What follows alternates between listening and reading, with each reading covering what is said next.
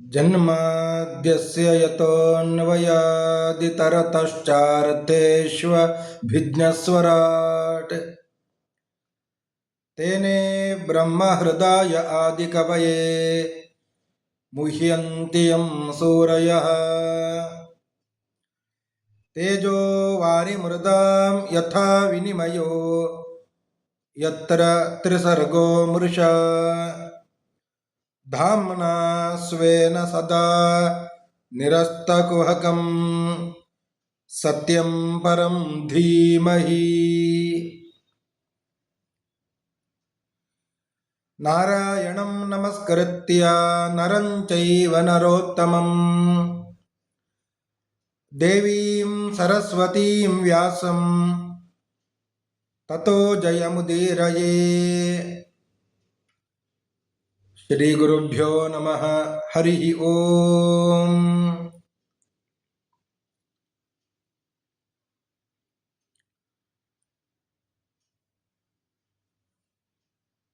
ಭೂಗೋಳದ ವರ್ಣನೆಯನ್ನು ಶುಕಾಚಾರ್ಯರು ಪರೀಕ್ಷಿತರಾದನಿಗೆ ಮಾಡಿದ್ದರು.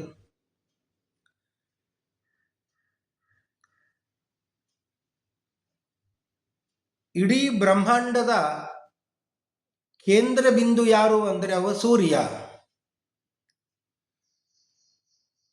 ಸೂರ್ಯ ಮಧ್ಯದಲ್ಲಿ ಇದ್ದುಕೊಂಡು ತಿರುಗುತ್ತಾ ಇರುತ್ತಾನೆ. ಅವನಿಂದ ಬೆಳಕು ಎಂಬುವಂಥದ್ದು ನಮಗೆ ಬರ್ತದೆ.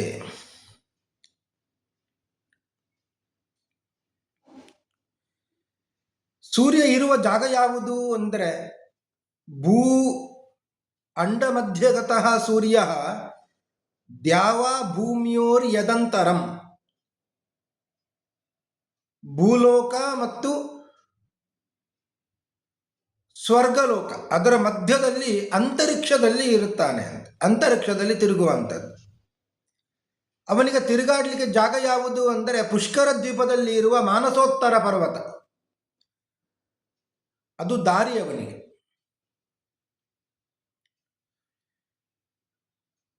ಭೂಲೋಕದ ವಿಸ್ತಾರವನ್ನು ಹೇಳಿದ್ರು. ಸ್ವರ್ಗಲೋಕ ಎಷ್ಟು ಇದೆ ಅಂದರೆ ಅದು ಭೂಲೋಕದಷ್ಟೇ ವಿಸ್ತಾರ ಇದೆ.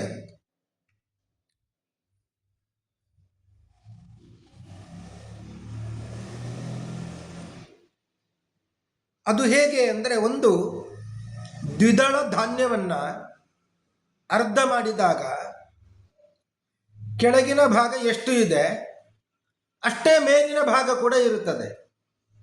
ಹಾಗೆಯೇ ಭೂಮಿ ಎಷ್ಟು ಇದೆ ಅಷ್ಟೇ ಸ್ವರ್ಗ ಕೂಡ ಇದೆ. ಈ ಭೂಮಿ ಮತ್ತು ಸ್ವರ್ಗದ ಮಧ್ಯದಲ್ಲಿ ಇರುವ ಲೋಕ ಅದು ಭೂಲೋಕ, ಅಂತರಿಕ್ಷ. ಈ ಅಂತರಿಕ್ಷದಲ್ಲಿ ಸೂರ್ಯ, ಚಂದ್ರ ಇವರೆಲ್ಲರೂ ಕೂಡ ಇದ್ದಾರೆ.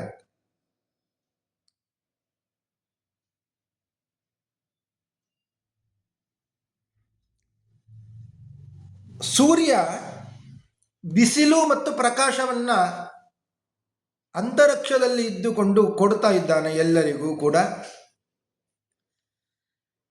ಅವನಿಗೆ ದಾರಿ ಯಾವುದು ತಿರುಗಾಡಲಿಕ್ಕೆ, ರಥದಲ್ಲಿ ಕೂತ್ಕೊಂಡು ಸಂಚಾರ ಮಾಡಲಿಕ್ಕೆ ದಾರಿ ಯಾವುದು ಅಂದರೆ ಅದು ಮಾನಸೋತ್ತರ ಪರ್ವತ ಅಂತ. 10,000 ಯೋಜನ ವಿಸ್ತಾರವಾದಂತು, ಅಗಲವೂ ಅಷ್ಟೇ ಎತ್ತರವೂ ಅಷ್ಟೇ. ಅದು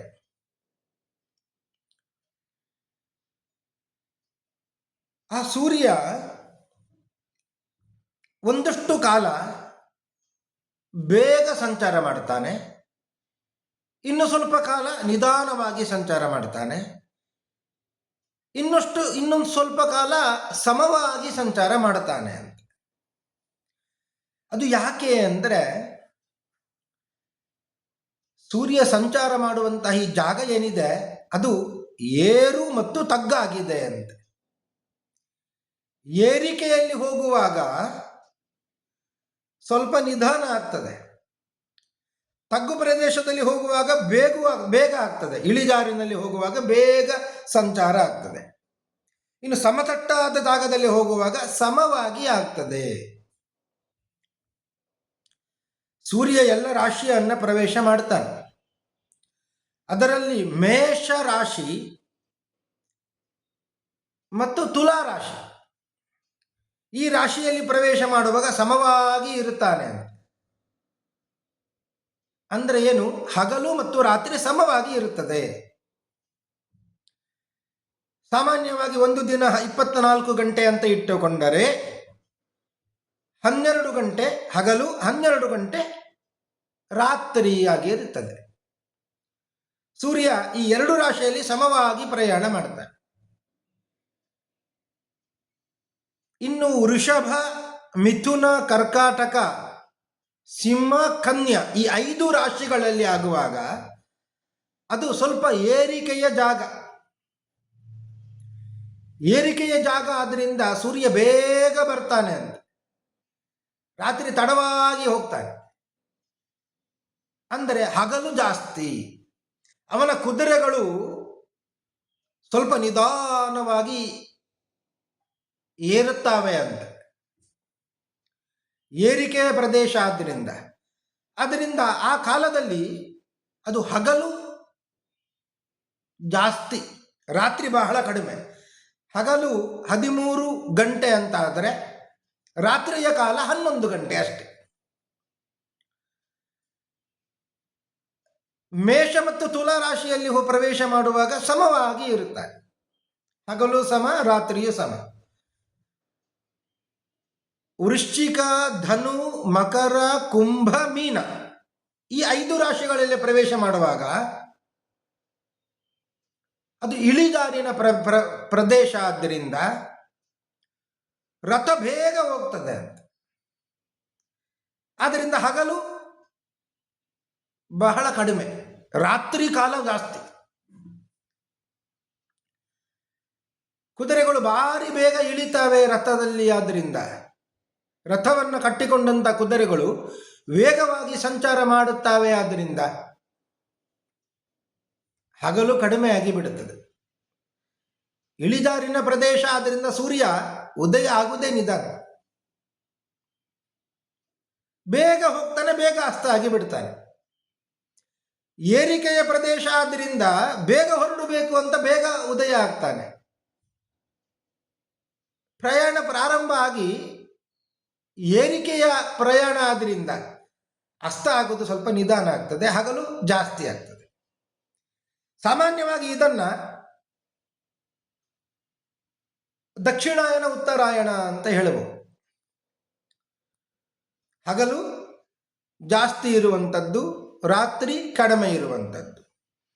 ಒಂದು ಕಾಲದಲ್ಲಿ ರಾತ್ರಿ ಜಾಸ್ತಿ, ಹಗಲು ಕಡಿಮೆ, ಹಗಲು ಕಡಿಮೆ, ರಾತ್ರಿ ಜಾಸ್ತಿ. ಇನ್ನೊಂದು ಸ್ವಲ್ಪ ಕಾಲದಲ್ಲಿ ರಾತ್ರಿ ಕಡಿಮೆ, ಹಗಲು ಜಾಸ್ತಿ. ಅಂತೂ ಸೂರ್ಯ ಈ ರೀತಿಯಾಗಿ ಸಂಚಾರವನ್ನು ಮಾಡುತ್ತಾನೆ.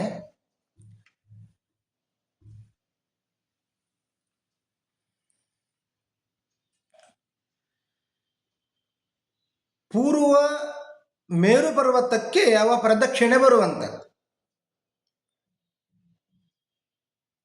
ಮೇರು ಪರ್ವತದ ಪೂರ್ವ ಭಾಗದಲ್ಲಿ ಇಂದ್ರನ ಪಟ್ಟಣ ಇದೆ ಅಂತ. ಅದಕ್ಕೆ ಹೆಸರು ದೇವಧಾನಿ ಅಂತ. ದಕ್ಷಿಣ ಭಾಗದಲ್ಲಿ ಯಮನ ಒಂದು ಪಟ್ಟಣ, ಅದು ಸಂಯಮಿನಿ ಅಂತ. ಪಶ್ಚಿಮದಲ್ಲಿ ವರುಣನ ಒಂದು ಪಟ್ಟಣ, ನಿಮ್ಲೋಚನಿ ಅಂತ. ಉತ್ತರ ದಿಕ್ಕಿನಲ್ಲಿ ಚಂದ್ರನ ಒಂದು ಪಟ್ಟಣ, ವಿಭಾವರಿ ಅಂತ. ಈ 4 ಪ್ರದೇಶಕ್ಕೂ ಕೂಡ ಆ ಸೂರ್ಯ ಪ್ರವೇಶವನ್ನ ಮಾಡ್ತಾನೆ. ಸೂರ್ಯ ಪೂರ್ವ ದಿಕ್ಕಿನಲ್ಲಿ ಇಂದ್ರನ ಮನೆಯಲ್ಲಿ ಹುಟ್ಟುತ್ತಾನೆ. ಪೂರ್ವ ದಿಕ್ಕಿನಲ್ಲಿ ದೇವಧಾನಿಯಲ್ಲಿ ಬಂದಾಗ ಉದಯ ಆಯಿತು ಅಂತ, ಅಂದರೆ ಬೆಳಗ್ಗೆ. ಅದೇ ಸೂರ್ಯ ಯಮನ ಪಟ್ಟಣಕ್ಕೆ, ಸಂಯಮಿನಿಗೆ ಬಂದ ಅಂದರೆ ಆಗ ನಡು ಮಧ್ಯಾಹ್ನ ಅಂತ. ಅದೇ ಸೂರ್ಯ ಮತ್ತೆ ವರುಣನ ಮನೆಗೆ ಬಂದ ಅಂದರೆ ನಿಮ್ಮಲೋಚನಿ ಪಟ್ಟಣಕ್ಕೆ ಬಂದ ಅಂದರೆ ಅಸ್ತ ಅಂತ ಲೆಕ್ಕ. ಅದೇ ಸೂರ್ಯ ಚಂದ್ರನ ಪ್ರದೇಶ ವಿಭಾವರಿಗೆ ಹೋದ ಅಂದರೆ ಆಗ ಮಧ್ಯರಾತ್ರಿ ಅಂತ ಅರ್ಥ. ಹೀಗೆ ಪೂರ್ವ ದಿಕ್ಕಿನಲ್ಲಿ ಸೂರ್ಯ ಉದಯಿಸ್ತಾ ಇದ್ದಾನೆ ಅಂದರೆ ಅದರ ಸರಳ ರೇಖೆ ಪಶ್ಚಿಮದಲ್ಲಿ ಅಸ್ತ ಆದ ಅಂತ ಲೆಕ್ಕ.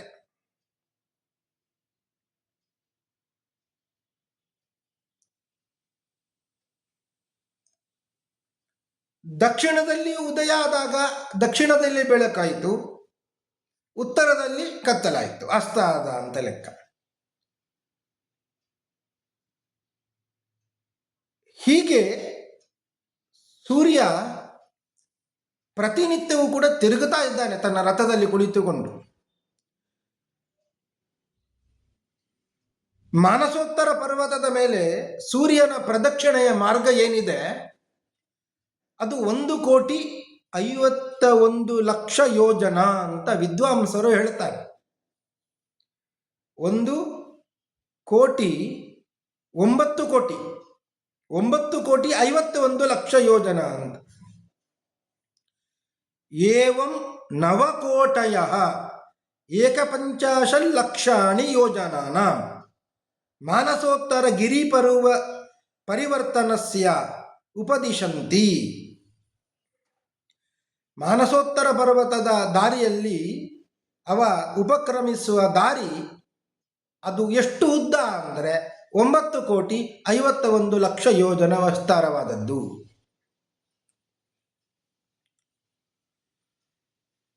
ಅವನ ರಥದ ಬಗ್ಗೆ ವರ್ಣನೆಯನ್ನು ಮಾಡ್ತಾರೆ.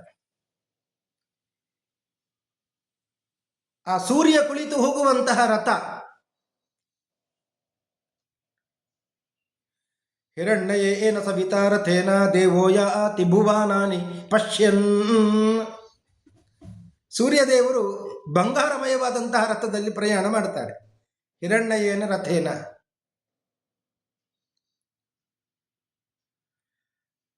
ಅಂತಹ ರಥಕ್ಕೆ ಎಷ್ಟು ಚಕ್ರ ಅಂದರೆ ಅದು ಒಂದೇ ಒಂದು ಚಕ್ರ ಅಂತೆ ಆ ರಥಕ್ಕೆ.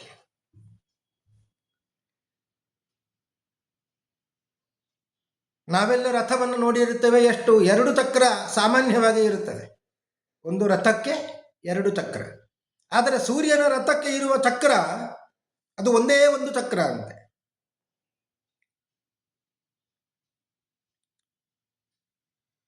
ಮತ್ತೆ 12 ಆ ಚಕ್ರಕ್ಕೆ 12 ನೇಮಿಗಳು, 6 ಪಟ್ಟಿ.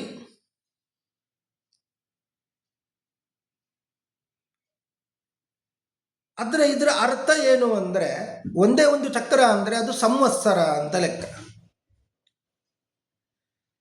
12 ನೇಮಿಗಳು ಅಂದರೆ 12 ಮಾಸಗಳು.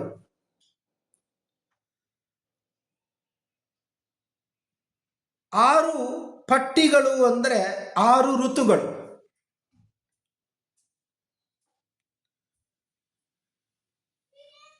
ಈ ರಥದ ಒಂದು ಅಚ್ಚು, ಆ ರಥದ ಒಂದು ಅಚ್ಚಿನ ತುದಿ ಮೇರು ಪರ್ವತದ ತುದಿಯಲ್ಲಿ ನಿಂತಿದೆ. ಇನ್ನೊಂದು ಅಚ್ಚಿನ ತುದಿ ಅದು ಮಾನಸೋತ್ತರ ಪರ್ವತದಲ್ಲಿ ಇದೆ. ಇನ್ನೊಂದು ಸಣ್ಣ ಅಚ್ಚು ಅದು ಧ್ರುವಲೋಕಕ್ಕೆ ಜೋಡಿಸಲ್ಪಟ್ಟಿದೆ. ಒಟ್ಟಾರೆಯಾಗಿ ಎಣ್ಣೆಯ ಗಾಣದಲ್ಲಿ ಈ ಎಣ್ಣೆಯ ಗಾಣ ಹೇಗೆ ತಿರುಗುತ್ತದೆ ಅದೇ ರೀತಿಯಾಗಿ ಸೂರ್ಯ ಕೂಡ ಸುತ್ತುತ್ತಾ ಇದ್ದಾನೆ.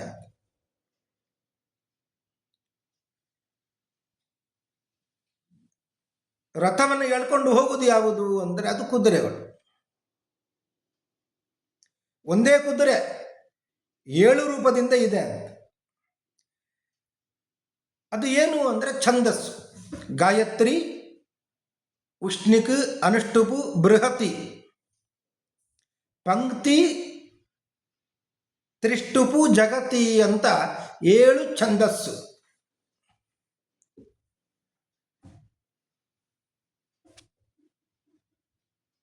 ಈ ರಥಕ್ಕೆ ಕುದುರೆಗಳು ಇವೆ ಅಂದರೆ ಕುದುರೆಗಳನ್ನು ಓಡಿಸುವ ಒಬ್ಬ ಬೇಕು. ಅವ ಯಾರು ಅಂದರೆ ಅವನೇ ಅರುಣ ಅಂತ. ವಿನತೆಗೆ, ಕಶ್ಯಪರ ಹೆಂಡತಿಯಾದಂತಹ ವಿನತೆಗೆ ಇಬ್ಬರು ಮಕ್ಕಳು, ಒಬ್ಬ ಗರುಡ, ಇನ್ನೊಬ್ಬ ಅರುಣ ಅಂತ. ಗರುಡ ಅವ ಪೂರ್ಣಾಂಗ, ಅರುಣ ಮಾತ್ರ ಪೂರ್ಣಾಂಗ ಅಲ್ಲ. ಅವನಿಗೆ ಸೊಂಟದವರೆಗೆ ಮಾತ್ರ ದೇಹ, ಮತ್ತೆ ಕಾಲು ಇಲ್ಲವೇ ಇಲ್ಲ. ವಿನತೆ ಮೊಟ್ಟೆಯನ್ನು ಇಟ್ಟು ಸುಮಾರು ದಿನ ಹೊರಗೆ ಬಂದಿಲ್ಲ. ಆದ್ರಿಂದ ಆ ಮೊಟ್ಟೆಯನ್ನ ಒಡೆದು ಬಿಟ್ಟಾಗ ಅರುಣ ಹೊರಗೆ ಬಂದ. ಅವನ ಅಂಗಾಂಗಗಳು ಇನ್ನೂ ಪೂರ್ಣವಾಗಿ ಬೆಳೆದಿಲ್ಲ. ಅಂತಹ ಅರುಣ ಅವ ರಥವನ್ನು ಓಡಿಸುವವ, ಅವನಿಗೆ ಕಾಲಿಲ್ಲ. ಅವನ ಸಾಮರ್ಥ್ಯ ಎಷ್ಟು ಅಂದರೆ ಎದುರುಗಡೆ ದಾರಿಯನ್ನು ನೋಡಿಕೊಂಡು ಹೋಗುವುದಲ್ಲವ. ಕುದುರೆಗಳನ್ನು ಓಡಿಸಿಕೊಂಡು ಹೋಗುವುದು ಹೇಗೆ ಅಂದರೆ, ಹಿಂದೆ ಸೂರ್ಯ ಕೂತಿರ್ತಾನೆ ರಥದಲ್ಲಿ, ಇವ ಸಾರಥಿಯಾಗಿ ಇರಬೇಕು. ಸೂರ್ಯನನ್ನ ನೋಡ್ತಾ ಎದುರುಗಡೆ ದಾರಿಗೆ ಬೆನ್ನನ್ನ ಮಾಡಿ ಹೋಗ್ತಾನೆ. ಎಷ್ಟು ಸಾಮರ್ಥ್ಯ ಇರಬಹುದು ಅರುಣನಿಗೆ! ಅಷ್ಟು ವೇಗದಲ್ಲಿ ಹೋಗ್ತಾನೆ.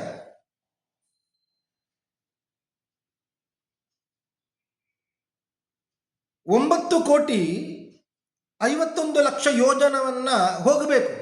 ಒಂದು ಕ್ಷಣದಲ್ಲಿ 2002 ಯೋಜನವನ್ನ ದಾಟಬೇಕಾಗ್ತದೆ. ಅಷ್ಟು ವೇಗವಾಗಿ ಹೋಗಬೇಕು ಅವ. ಅಷ್ಟು ಸಾಮರ್ಥ್ಯವನ್ನ ಅರುಣ ಪಡೆದಿದ್ದಾನಂತೆ, ಗರುಡನ ತಮ್ಮ ಅಲ್ಲವೇ ಅವ.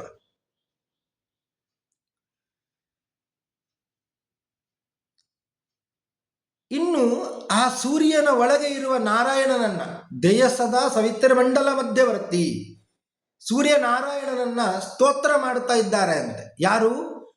60,000 ಮಂದಿ ಋಷಿಗಳು. ಅವರಿಗೆ ಹೆಸರು ವಾಲಕಿಲ್ಯ ಅಂತ.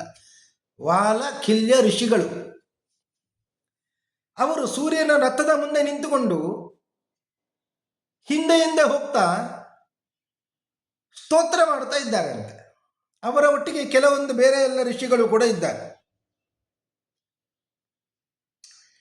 ಗಂಧರ್ವರು, ಅಪ್ಸರೆಯರು, ನಾಗರು, ಯಕ್ಷರು, ರಾಕ್ಷಸರು, ದೇವತೆಗಳು ಇವರೆಲ್ಲರೂ ಕೂಡ ಸೂರ್ಯನಾರಾಯಣನನ್ನ ಉಪಾಸನೆ ಮಾಡುತ್ತಾ ಇದ್ದಾರೆ. ಈ ರೀತಿಯಾಗಿ ಸೂರ್ಯ ತನ್ನ ರಥದಲ್ಲಿ ಕುಳಿತುಕೊಂಡು ಪ್ರಯಾಣವನ್ನು ಮಾಡುತ್ತಾ ಇದ್ದಾನೆ.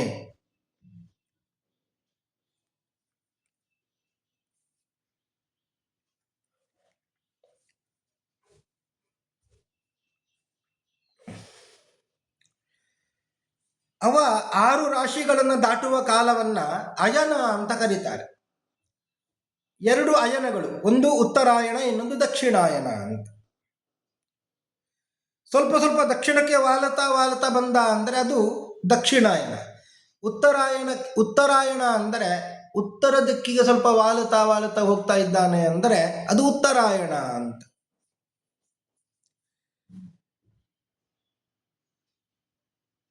ಒಟ್ಟಾರೆಯಾಗಿ ಈ ಆಕಾಶವನ್ನ, ಅಂತರಿಕ್ಷವನ್ನ ಸುತ್ತು ಬರುವಂತಹ ಕಾಲವನ್ನ ಗತಿಭೇದದಿಂದ ಸಂವತ್ಸರ, ಪರಿವತ್ಸರ, ಇಡವತ್ಸರ, ಅನುವತ್ಸರ ಮತ್ತು ವತ್ಸರ ಅಂತ ಈ ರೀತಿಯಾಗಿ ಕಾಲವನ್ನು ಕರೀತಾರೆ. ಇದು ಸೂರ್ಯನ ವರ್ಣನೆ.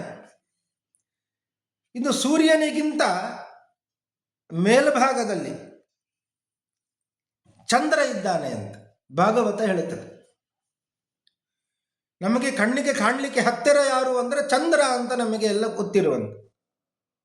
ಸೂರ್ಯ ಬಹಳ ದೂರದಲ್ಲಿದ್ದಾನೆ, ಚಂದ್ರ ಹತ್ತಿರದಲ್ಲಿದ್ದಾನೆ. ಆದರೆ ಭಾಗವತ ಹೇಳುತ್ತದೆ, ಸೂರ್ಯನಿಂದಲೂ ಕೂಡ ಮೇಲ್ಗಡೆ 1,00,000 ಯೋಜನ ದೂರದಲ್ಲಿ, ಸೂರ್ಯನಿಗಿಂತಲೂ ಮೇಲೆ 1,00,000 ಯೋಜನ ದೂರದಲ್ಲಿ ಚಂದ್ರ ಇದ್ದಾನೆ.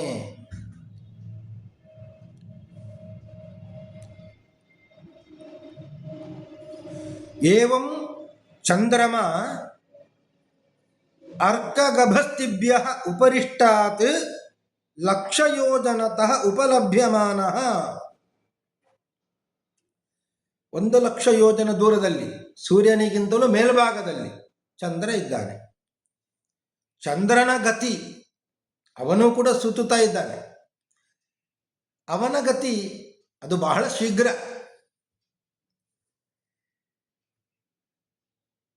ಎಲ್ಲ ನಕ್ಷತ್ರಗಳಿಗಿಂತಲೂ ಮುಂಚೆ ತಿರುಗುವುದಲ್ಲಿ ಚಂದ್ರ ಇರ್ತಾನೆ. ಸೂರ್ಯ ಏನು 1 ವರ್ಷ ತಿರುಗಾಡ್ತಾನೆ ಎಲ್ಲ ರಾಶಿಯಲ್ಲಿ. ಎಲ್ಲ ರಾಶಿಯನ್ನ ಸುತ್ತು ಬರಬೇಕಾದರೆ ಅವನಿಗೆ 1 ವರ್ಷ ಬೇಕು. ಆದರೆ 1 ವರ್ಷದ ಮಾರ್ಗವನ್ನ ಈ ಚಂದ್ರ ಒಂದೇ ಒಂದು ತಿಂಗಳಿನಲ್ಲಿ ದಾಟಿ ಬಿಡುತ್ತಾನೆ. ಸಾಮಾನ್ಯ 2.25 ದಿನಗಳಲ್ಲಿ ಸೂರ್ಯ 1 ತಿಂಗಳಲ್ಲಿ ತಿರುಗಾಡಬೇಕಾದದ್ದು ಸಮಯ ಇವ 2.25 ದಿನದಲ್ಲಿ ತಿರುಗಾಡಿ ಬಿಡ್ತಾನೆ. ಹೀಗೆ ಅವನ ಗತಿ ಬಹಳ ಶೀಘ್ರವಾದದ್ದು. ಚಂದ್ರನಿಗಿಂತಲೂ ಮೇಲ್ಭಾಗದಲ್ಲಿ 3,00,000 ಯೋಜನಗಳು, ಚಂದ್ರನಿಗಿಂತಲೂ ಮೇಲ್ಭಾಗದಲ್ಲಿ 3,00,000 ಯೋಜನಗಳಷ್ಟು ಮೇಲೆ 27 ನಕ್ಷತ್ರ, ಇನ್ನೊಂದು ಸೇರಿಸಬೇಕು ಅಭಿಜಿತ್ ನಕ್ಷತ್ರ, ಒಟ್ಟು 28 ನಕ್ಷತ್ರಗಳು ಇವೆ ಅಂತೆ. ಭಗವಂತ ಇವರನ್ನೆಲ್ಲ ಪ್ರದಕ್ಷಿಣೆ ಬರುವ ಹಾಗೆ ಮಾಡಿದ್ದಾನೆ. ಎಲ್ಲವೂ ಕೂಡ ಮೇರು ಪರ್ವತಕ್ಕೆ ಪ್ರದಕ್ಷಿಣೆ ಬರುವಂಥದ್ದು. ತತಃ ಉಪರಿಷ್ಟಾತ್ 3,00,000 ಯೋಜನತಃ ನಕ್ಷತ್ರಾಣಿ ಮೇರು ದಕ್ಷಿಣೇನೈವ ಕಾಲಾಯನಃ ಈಶ್ವರ ಯೋಜಿತಾನಿ ಸಹ ಅಭಿಜಿತ್ 28. ಅಭಿಜಿತ್ ಸೇರಿ 28 ನಕ್ಷತ್ರಗಳು.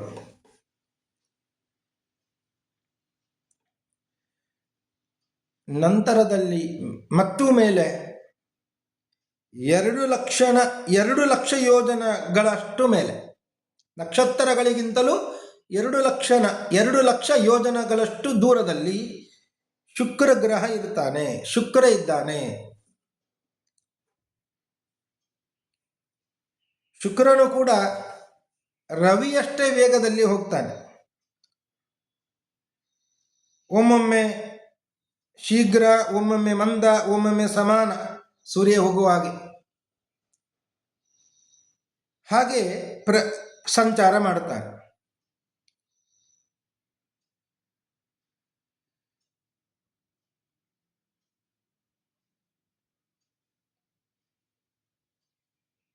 ಶುಕ್ರನಿಗಿಂತಲೂ ಮೇಲ್ಭಾಗದಲ್ಲಿ ಅರ್ಥಾತ್ 2,00,000 ಯೋಜನದಷ್ಟು ಅಂತರದಲ್ಲಿ ಬುಧ ಗ್ರಹ ಇರುತ್ತಾನೆ. ಅವನು ಕೂಡ ಶುಕ್ರನಷ್ಟೇ ವೇಗವಾಗಿ ಹೋಗುವವ.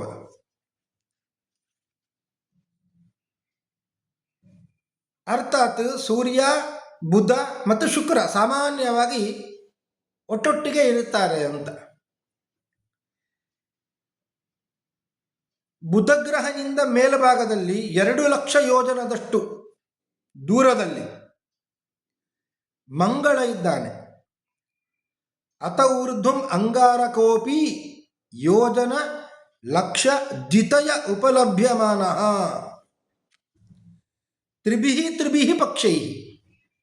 ಇವನಿಗೆ ಪ್ರಯಾಣಕ್ಕೆ ಮಾತ್ರ 30 ದಿನ ಅಲ್ಲ, 45 ದಿವಸ ಬೇಕು. ಸಾಮಾನ್ಯ 1.5 ತಿಂಗಳು ಬೇಕಾಗ್ತದೆ. ಈ ರೀತಿಯಾಗಿ 12 ರಾಶಿಯನ್ನು ದಾಟುತ್ತಾನೆ. ಇವನಿಗೆ ಮಂಗಳ ಅಂತ ಹೆಸರಿದೆ. ಯಾಕೆ ಅಂದರೆ ಅವ ಅಮಂಗಳ ಸೂಚಕನಾಗಿದ್ದಾನೆ, ಅದರಿಂದ ಮಂಗಳ.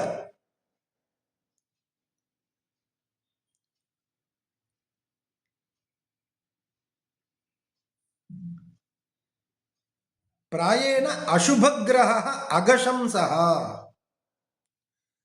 ಅವ ಸ್ವಲ್ಪ ಪಾಪವನ್ನು ಸೂಚನೆ ಮಾಡುವವ ಅಂತ.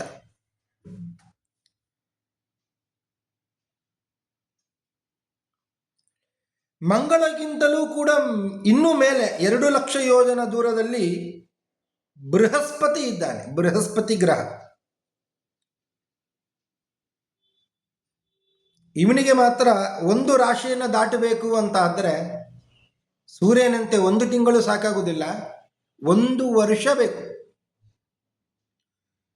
ಅದು ಒಮ್ಮೊಮ್ಮೆ ವಕ್ರಗತಿ ಅಂತ ಬರ್ತದೆ, ಮತ್ತೆ ವಾಪಸ್ಸು ಬರೋದು, ಅಥವಾ ಮತ್ತೆ ಮುಂದೆ ಹೋಗಿ ಮತ್ತೆ ವಾಪಸ್ಸು ಬರೋದು, ಇದೆಲ್ಲ ಇರ್ತದೆ ವಕ್ರಗತಿ. ಅಂತೂ ಸಾಮಾನ್ಯವಾಗಿ 1 ವರ್ಷದಲ್ಲಿ 1 ರಾಶಿಯನ್ನು ದಾಟುತ್ತಾನೆ ಅಷ್ಟೇ. ಈ ಬೃಹಸ್ಪತಿಗಿಂತಲೂ ಇನ್ನೂ ಎತ್ತರದಲ್ಲಿ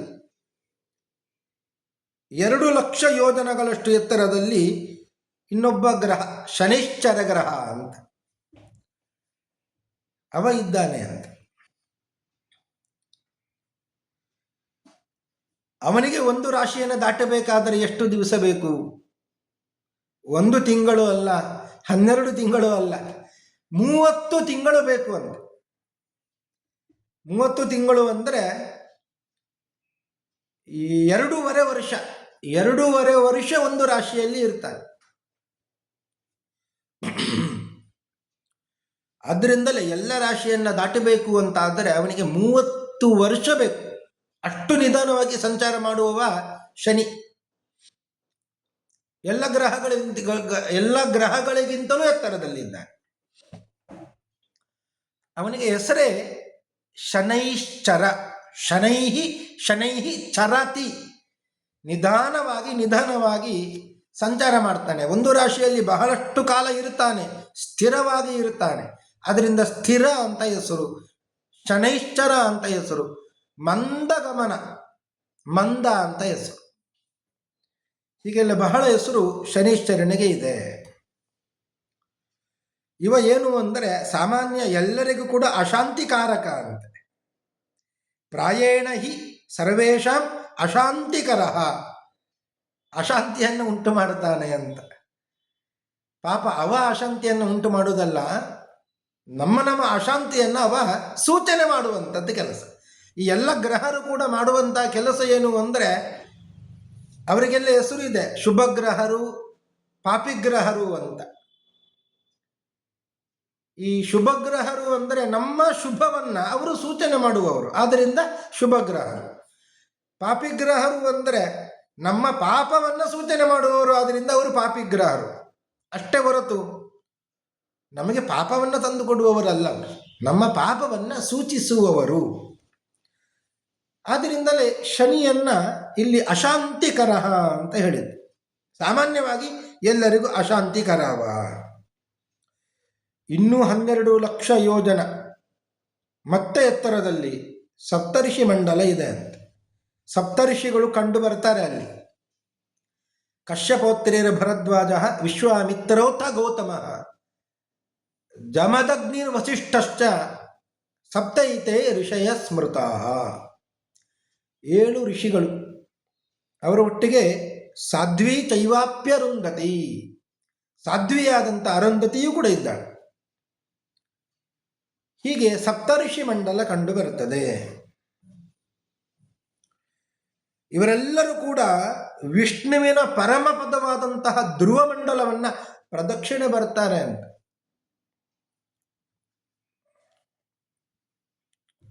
ಈ ಸಪ್ತರ್ಷಿ ಮಂಡಲಕ್ಕಿಂತಲೂ 13,00,000 ಯೋಜನಗಳಷ್ಟು ಎತ್ತರದಲ್ಲಿ ಧ್ರುವ ಅಂತ ಲೋಕ ಇದೆ. ಅದು ವಿಷ್ಣುವಿನ ಲೋಕ, ವಿಷ್ಣುವಿನ ಪದ ಇರುವಂತಹ ಲೋಕ,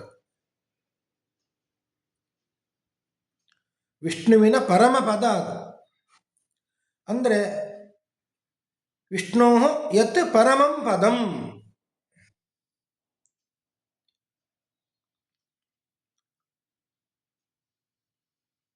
ವಿಷ್ಣು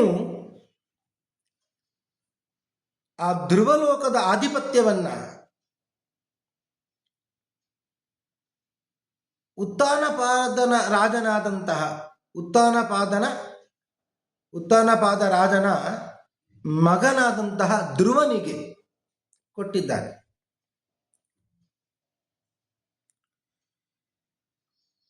ಅಲ್ಲಿ ಧ್ರುವ ಬೆಳಗುತ್ತಾ ಇದ್ದಾನೆ. ಆ ಧ್ರುವನ ಸುತ್ತಲೂ ಕೂಡ ಅಗ್ನಿ, ಇಂದ್ರ, ಪ್ರಜಾಪತಿ, ಕಶ್ಯಪ, ಧರ್ಮ ಇವರೆಲ್ಲರೂ ಕೂಡ ಧ್ರುವನನ್ನ ಪ್ರದಕ್ಷಿಣೆ ಬರ್ತಾ ಇದ್ದಾರೆ ಅಂತ.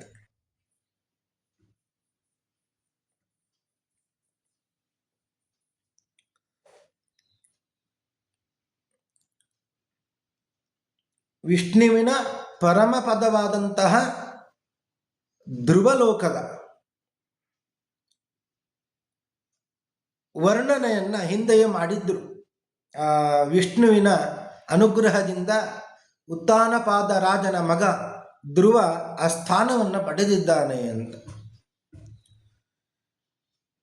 ಈಗ ಧ್ರುವಲೋಕದವರೆಗೆ, ಅಂತರಿಕ್ಷದಲ್ಲಿ ಧ್ರುವಲೋಕದವರೆಗೆ ಎಲ್ಲ ಗ್ರಹರು ಮತ್ತು ನಕ್ಷತ್ರಗಳು, ಸಪ್ತಋಷಿ ಮಂಡಲ,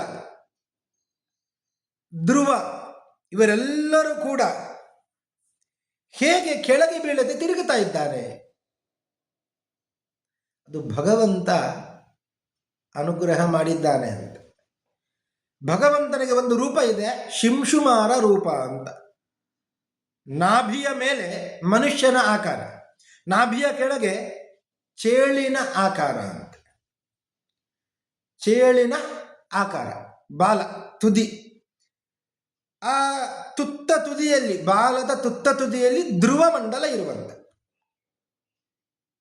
ದೇಹದಲ್ಲಿ ಎಲ್ಲ ನಕ್ಷತ್ರಗಳು ಮತ್ತು ಗ್ರಹಗಳು ಎಲ್ಲರೂ ಕೂಡ ಆಧಾರವನ್ನು ಪಡ್ಕೊಂಡಿದ್ದಾರೆ. ಅವರಿಗೆಲ್ಲರಿಗೂ ಕೂಡ ಆಧಾರ ಯಾವುದು ಅಂದರೆ ಅದು ಶಿಂಶಮಾರ ರೂಪಿ ಭಗವಂತ. ಅವನ ಅನುಗ್ರಹದಿಂದ ಯಾವ ಗ್ರಹಗಳು ಕೂಡ ಕೆಳಗೆ ಬೀಳುತ್ತಾ ಇಲ್ಲ.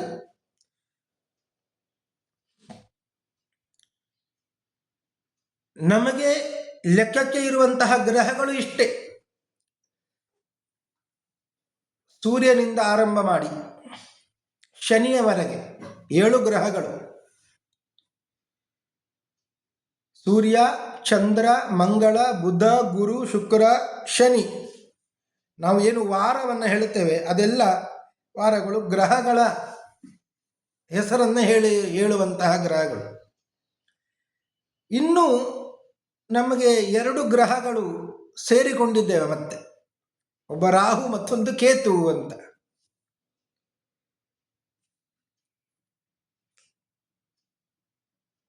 ಆ ರಾಹು ಕೂಡ ಶಿಂಶುಮಾರ ರೂಪ ಭಗವಂತನ ಈ ಬಾಲದಲ್ಲಿಯೇ ಆಶ್ರಯವನ್ನು ಪಡೆದುಕೊಂಡಿದ್ದಾನೆ. ಮಾತ್ರವಲ್ಲ, ರಾಹು ಅದು ರಾಕ್ಷಸಾಧಮಾವ. ಆದರೂ ಭಗವಂತನ ವಿಶೇಷ ಅನುಗ್ರಹದಿಂದ ಗ್ರಹತ್ವವನ್ನು ಪಡೆದುಕೊಂಡ. ಸಿಂಹಿಕೆಯ ಪುತ್ರನಾದಂತಹ ರಾಹುವು ದೇವತ್ವಕ್ಕೆ ಅಯೋಗ್ಯ ಆಗಿದ್ರೂ ಭಗವಂತನ ಅನುಗ್ರಹದಿಂದ ದೇವತ್ವವನ್ನು ಮತ್ತು ಗ್ರಹತ್ವವನ್ನು ಪಡೆದುಕೊಂಡ.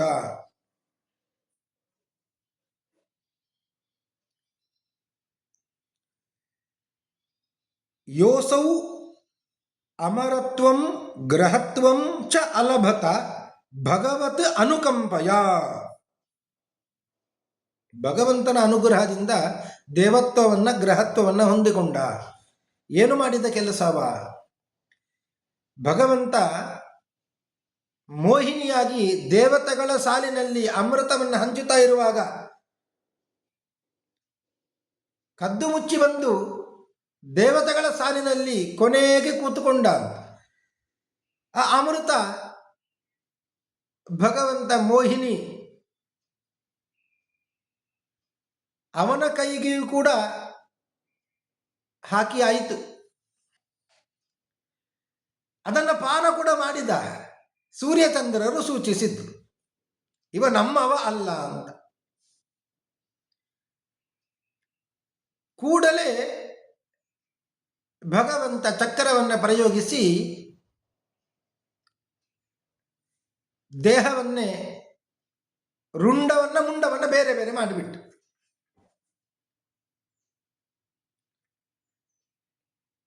ರುಂಡವನ್ನು ಮೇಲಕ್ಕೆ ಎಸೆದ. ಅದು ನಿಜವಾಗಿಯೂ ಕೂಡ ಕೆಳಗೆ ಮತ್ತು ಮೇಲೆ ಎರಡೂ ಕಡೆಗೂ ಅಮೃತ ಇಳಿದಿತ್ತು.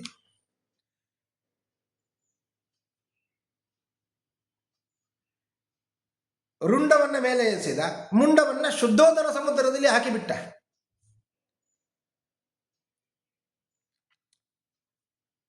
ಆ ರುಂಡದಲ್ಲಿ 100 ಕೇತು ದೇವತೆಗಳು ಸೇರಿಕೊಂಡರು. ಇದು ಭಾಗವತ ಹೇಳುವಂತಹ ಕತೆ. ಅಲ್ಲಿಗೆ ರಾಹು ಮತ್ತು ಕೇತು 2 ಗ್ರಹ ಹೆಚ್ಚಿಗೆ ಆಯಿತು. ಈ ಕಾರಣದಿಂದಲೇ ರಾಹು ಮತ್ತು ಕೇತು ಅವರಿಬ್ಬರು ಕೂಡ ಸೂರ್ಯನನ್ನ ಮತ್ತು ಚಂದ್ರನನ್ನ ಹಿಡಿಬೇಕು ಅಂತ ಬರ್ತಾರೆ ಅಂತೆ ಪರ್ವಕಾಲದಲ್ಲಿ. ಅದಕ್ಕೆ ಹೆಸರು ಬಂತು ಗ್ರಹಣ ಅಂತ. ಅವರನ್ನು ತಿನ್ನಬೇಕು ನುಂಗಬೇಕು ಅಂತ ಬಂದಾಗ ಭಗವಂತ ಸುದರ್ಶನ ಚಕ್ರವನ್ನು ಕಳಿಸ್ತಾನೆ ಅಂತ. ಅದನ್ನು ನೋಡಿ ಅವರು ಹೆದರಿ ಹೋಗ್ತಾರೆ. ಆ ಸುದರ್ಶನ ಚಕ್ರ ಇಲ್ಲಿಗೆ ಏನು ಬರ್ತದೆ ಭಗವಂತನದ್ದು, ಆಗ ಅದು ಪುಣ್ಯಕಾಲ ಅಂತ ಲೆಕ್ಕ. 1 ಜಪವನ್ನು ಮಾಡಿದ್ರೂ ಸಾಕು, 1 ಸ್ನಾನ ಮಾಡಿದ್ರೂ ಸಾಕು, ಅದು ಗಂಗಾ ಸ್ನಾನದ ಫಲ. 1 ಜಪ ಮಾಡಿದ್ರೂ 1000 ಲಕ್ಷ ಜಪಕ್ಕೆ ಸಮವಾಗಿರುತ್ತದೆ. ಅಂತಹ ಪುಣ್ಯಕಾಲ ಆಯಿತು. ಯಾಕೆ? ಭಗವಂತನ ಸುದರ್ಶನ ಚಕ್ರ ಆ ಸಂದರ್ಭದಲ್ಲಿ ಬಂದಿರುತ್ತದೆ ಅಂತ. ಹೀಗೆ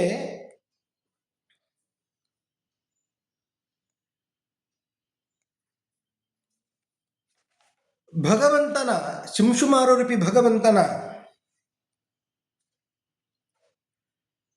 ದೇಹದಲ್ಲಿ ಎಲ್ಲ ಗ್ರಹ ನಕ್ಷತ್ರ ಪುಂಜಗಳೆಲ್ಲ ಆಶ್ರಯವನ್ನು ಪಡೆದುಕೊಂಡಿದ್ದೇವೆ.